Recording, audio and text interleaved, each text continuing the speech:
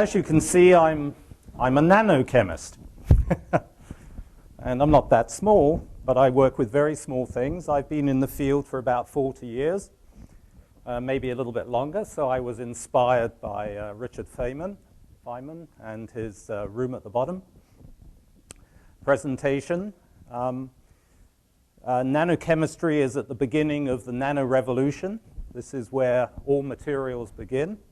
And most of the things that you use and will use begin in the materials laboratory. Let me begin by talking, to sort of get us into the thinking here, let me talk about the ologies. So what we see these days is a particular trend in the field of information technology, biotechnology, nanotechnology, and some others, is that academics are sort of, rather than just working in an ivory tower, are tending to transfer the fruits of their work into the marketplace. And one of the areas in which we see this in a very pronounced way is our trillion-dollar economy that's coming along called nanotechnology.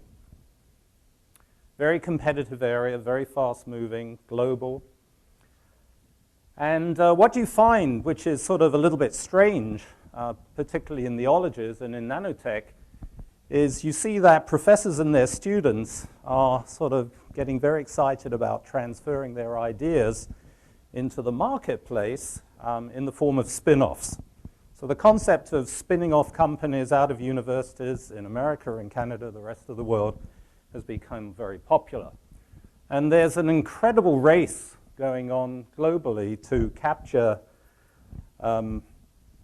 these types of technologies. And we're seeing this in areas from electronics to photonics, solar to fuel to battery alternatives, biometrics, cancer therapy. The list is really, really long.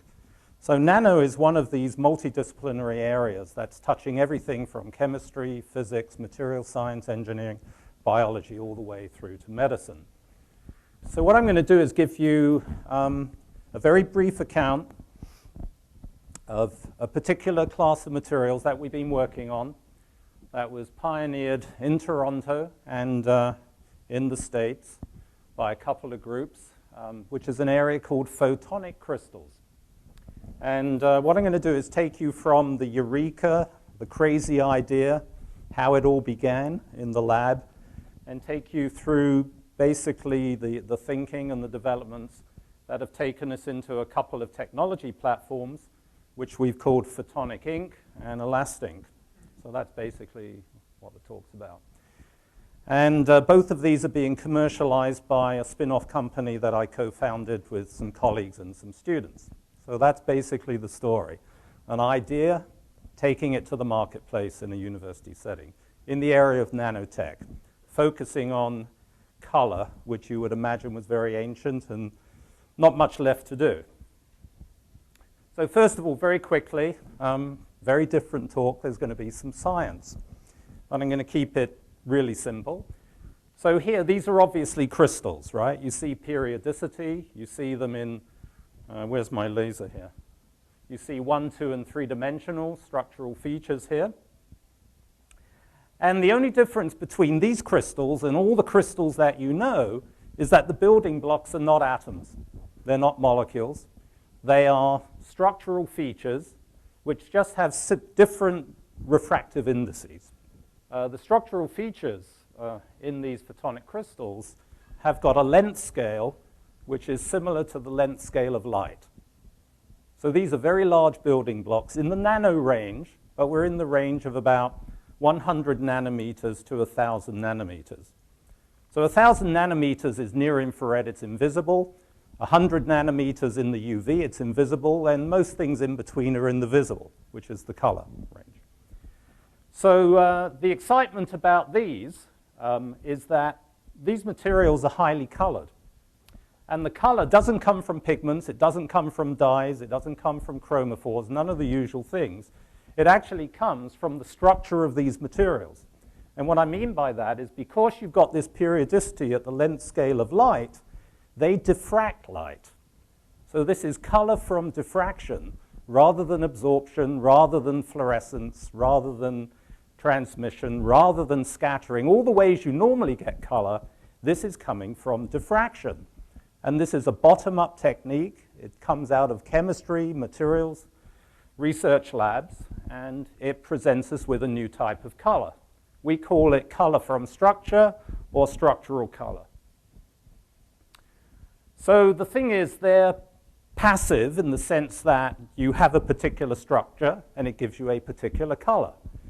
Where it gets very exciting is if you can make it dynamic and make these crystals tune basically their structure or their dimensions so that they sweep across from the invisible to the visible to the invisible. Here's an example in nature which we're inspired by. So often in the materials world, nature has done it first. And we look at the secrets of nature. We try to learn from nature. And this butterfly here from Brazil, Morphodidius, the blue iridescent butterfly, shows these brilliant colors. And it's what we call passive color. This is made of a protein. The details don't matter. There's the structure. It's not very regular. It's actually fairly imperfect. But it is fashioned at the scale of light. And it functions as a diffraction grating. So this color that you can see from 6 miles up, it's that intense, which is the diffracted color, is an example of nature's sort of biological diffraction gratings. And if you made it perfect, it could look something like that, which would be a 3-dimensional photonic crystal. But nature has evolved here to create photonic crystals that give color from the structure of the wing. And there are many, many examples out there. Here's one that you probably recognize, which is the iridescence from an opal. So you often give these as, obviously, gemstones to your loved one. And this is, they have different values. I think the Australian one is probably the most valuable. So instead of being a biological diffraction grating, this is a geological diffraction grating. It's created geologically. It's nothing but glass spheres. And so an opal is nothing but glass microspheres, or nanospheres, I should say, which have been created geologically in a process that's not terribly important here. And you can see this is a regular diffraction grating, and so it diffracts light, and you see all these colors. But it's not perfect, so you see a whole collection of colors, and that's the iridescence of the opal. So it's nothing more than glass that you've been given, but it's a very special type of glass that's built of these regular microspheres. Now, this is a very important biological organism. Don't know if any of you recognize it. This is called an iridophore.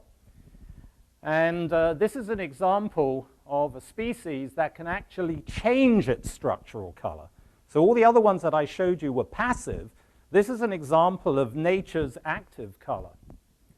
And when you look inside at a high-resolution image, so this is a nanoscale image, you see a one-dimensional diffraction grating. So this is a one-dimensional photonic crystal. But this iridophore has developed a system where it can actually change the spacing within that grating, and therefore you can shift the color.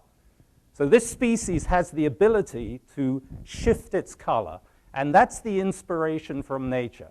If you could harness that in a nanotype lab to be able to shift color anywhere that you want it through a smart diffraction grating made in a scalable manufactural process, you've got something very special for many professions, like architecture, for example. You can imagine buildings that change their mood according to the season. So this is dynamic color coming out of a dynamic diffraction grating that's basically evolved over time. Where did it begin for me in terms of that special moment, that eureka? You remember you were talking about that time when you get it for the first time, and after that it's sort of incremental? It started with the opals. And the thing about an opal, it's a bunch of glass spheres where light impinging on this gives you refraction and diffraction. And if any of you remember a little bit of the optics that you did at high school, there's a very simple equation. Sorry about this, the only equation. You don't need mathematics. If you had this equation, you basically could tune the wavelength lambda, which is the color, in terms of the size of the spheres and the effective refractive index of that object. So once you know that equation, you can go into the laboratory and make it. And now you have to think, how would you make it smart? Because as it stands, it's like the geological opal, it's passive.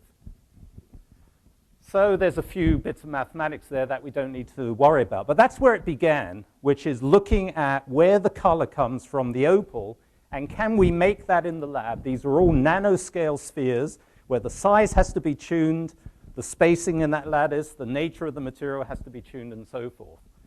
So the way it begins is that you can start off with spheres that we know how to make, we know how to crystallize them, and we can do this literally at the meter length scale. So you can imagine a roll-to-roll coating type of a process. So first of all, you get that under control. So you can see there are holes between the spheres. There's 26%. So chemists like to fill up holes, so we fill it up with the red stuff, and then we can selectively remove the original spheres, which is a template, to create a copy, an inverse. So what this means is if you can do that type of materials chemistry, if you like, nanochemistry, you can have any composition, any lattice dimension, basically any color in the rainbow, going from the invisible to the invisible. But it's still passive.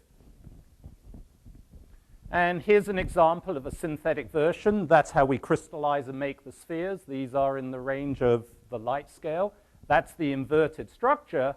And those who know a little bit about color is when you record the reflectance of these samples here, you can get these types of colors for these types of materials. And these, notice, 100% reflectivity means super high contrast. This is very, very bright color, just like looking at the iridescent butterfly 6 miles up. So basically, those materials give those three colors, but it's passive. But here you've got chemical control. You've got composition control. You've got lattice spacing control. So here we are, the great thinker, sitting in a sort of bunch of microspheres, thinking about color from structure. So the key thing here is that if I could have something that has that structure and change the spacing or change the size of the spheres, the color will change, right? That's simple. So passive color, basically, if you think about the color you know, one material, one color, that's what you get. If you want to get the whole chromaticity scale, you've got to do color mixing of the primary colors. That's how this computer's working, by mixing of the primaries in the pixels that exist in the liquid crystal display. And that's true of all the color that you know in this world. The thing that's neat about the photonic crystal is, what I'm saying is, now we have one material, any color we want from one material. So color scientists, architects, artists, sculptors, anyone who's interested in color in any format can think completely differently. So you know what titanium dioxide is. It goes into white paint. That's why we love it. It's white. But I'm telling you that this stuff here is titanium dioxide. And it's any color I want because it's been made as a photonic crystal. But it is static. So one material can be any color we want. So moving on quickly, my God, 5 minutes to go. What's next? So I'm going to go really fast. So if I could have a system that electrically could change its dimensions, then we can have any color that we want. So it becomes dynamic. And we'd like to tune it electrically, for example. So what we basically do here is we'll make a coating, or we'll make pixels in a pixelated array, and we'll build a polymer in the spaces that has a very special property which swells and shrinks electrically. They're called polymer gels. They're very common.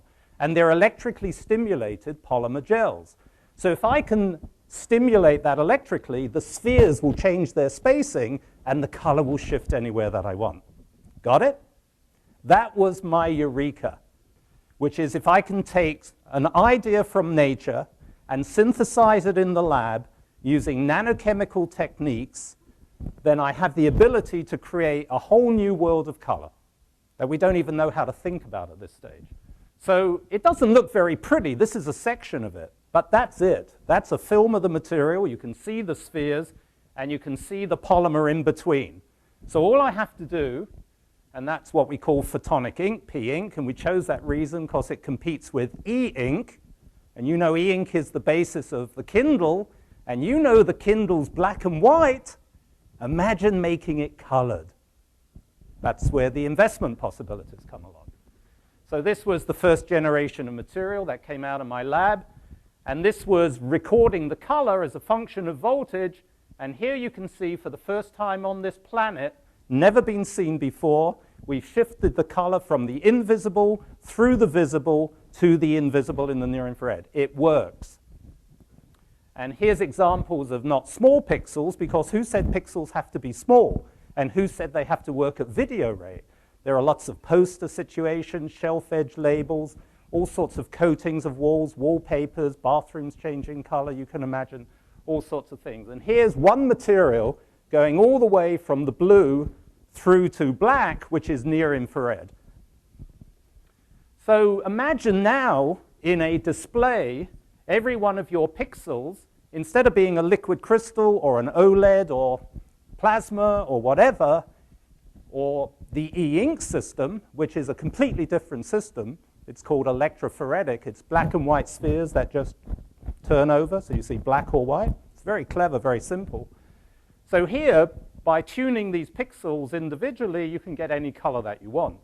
So basically, why we love it is because, unlike many of your displays when you go outside, because you've got a backlight, the color becomes diffuse. You can see it only with difficulty. This display is reflective, which means it gets better in the light. Number one. It's dynamic. It's paper-like. It's got a high contrast ratio. And it's got a wide viewing angle. It's also power saving, which is when you switch the power off, it holds the image. So it doesn't screw up the battery. So it's called bistable, power saving, full color. One material, an infinity of colors, that's basically the story. So here is, it's not a very good image. I got it off the web. It's the Kindle. Just imagine the Kindle in color. So Opalux is a company that I'd love to speak about, but I've run out of time. Basically, that was the Eureka.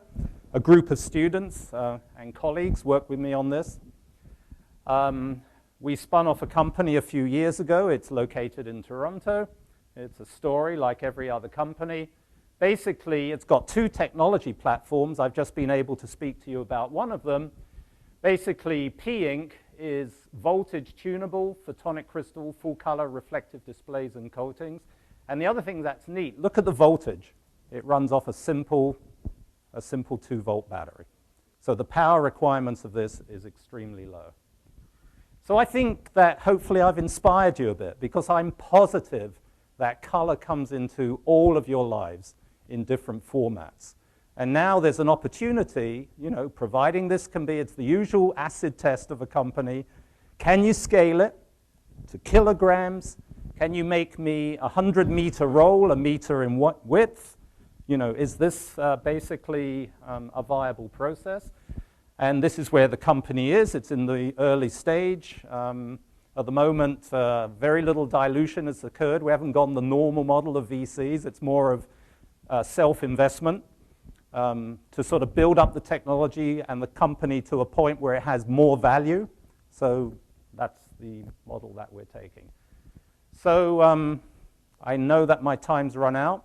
The other technology is called elastic ink, which is everything that I've said to you now. This is the second Eureka. How about making that structural color touch sensitive? In other words, as you touch something, the color can be anything that you want. And so you can imagine if I touch it and compress it a little bit, I am changing the lattice dimensions of it. So it's as simple as this. I won't go through the talk, but I'll leave you with a thought. So here is a photonic crystal. It's actually an inverse. It's the copy, in which this is made of an elastomer. It's an elastic material. It's a rubber, basically, material. And you can see that if you touch it, it will change its color. Now you could imagine, there it is, that's what it looks like. That's the structure inside, made of an elastomer. There's all the colors changing in here. So this is touching. So you can see the colors shifting across the visible and the invisible part of the spectrum. And the first thing we thought would be useful, and we got the front cover of Nature on here, which is quite hard to do, which is color fingerprinting. So anyway, look, I don't want to take anybody's time. Those are the two technology platforms. We have Photonic ink, which is electrically tunable. We have Elastink, which is an elastomeric material. The market that we are actually chasing are smart banknotes, where you actually interact with your banknote. Instead of those silly little holographic things that you hold up and nobody really quite understands them, now you will touch your banknotes in various points, and hidden information will come out of them in these bright colors that you see here. And this is going to be extremely hard to copy. So from a counterfeiting point of view, and this will be something that reinvents itself on a regular basis, it's going to be really hard to fake those notes. Thanks very much.